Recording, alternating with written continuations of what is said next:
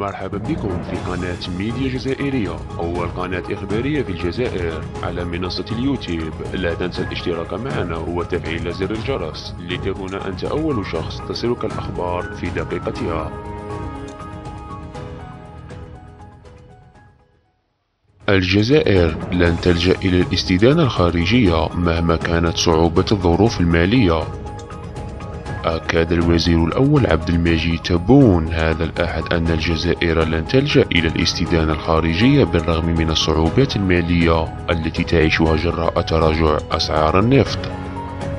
وأوضح تبون خلال الاجتماع التحضيري للثلاثية المقبلة أن اللجوء إلى المديونية الخارجية أمر ممنوع، ولا نقبل ولو بمجرد التفكير في ذلك. لن نرهن سيادتنا مهما كانت الظروف، وهذا امتثالا لتعليمات رئيس الجمهورية وفي ظل اختلال التوازنات الكبرى للاقتصاد الوطني بفعل تراجع المداخيل النفطية، فإننا سنستعمل إمكانياتنا قليلة كانت أم كبيرة. وأكد أنه بالرغم من الوضعية الصعبة إلا أن الدولة لها من الإمكانيات المادية ما يسمح بمواصلة تمويل المشاريع التنموية ذات الأولوية، لا سيما في قطاعات السكن والصحة والتعليم وتسديد الأجور واستيراد ما يصل إلى 35 مليار دولار في السنة من الحاجيات. إلا أن طموح الجزائر يتعدى ذلك، إذ تسعى لبلوغ مصاف الدول الناشئة في أقرب الآجال من خلال إنشاء اقتصاد مدمج حسب السيد التبون. وتعتزم الدولة مواصلة برامج الاستثمار العمومي ولكن بطريقة أكثر عقلانية. يؤكد الوزير الأول الذي اعتبر في نفس السياق أنه حان الآن تقييم الجهود المبذولة في هذا المجال، لا سيما وأن البلاد كانت تصرف ما يقارب ثلث ناتجها المحلي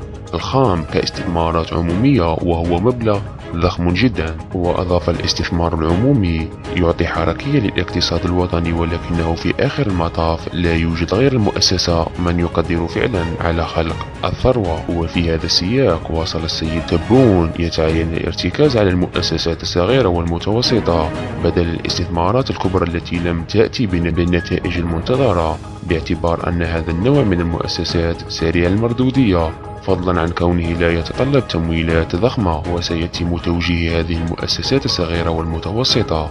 أكد السيد تبون نحو تلبية حاجيات السوق المحلية بالنظر لكونها أحد أهم الأسواق الاستهلاكية في المنطقة. نحن أولى بسوقنا، لن نستورد السلع واسعة الاستهلاك إذا نجحنا في تطوير نسيج محلي من المؤسسات الصغيرة والمتوسطة.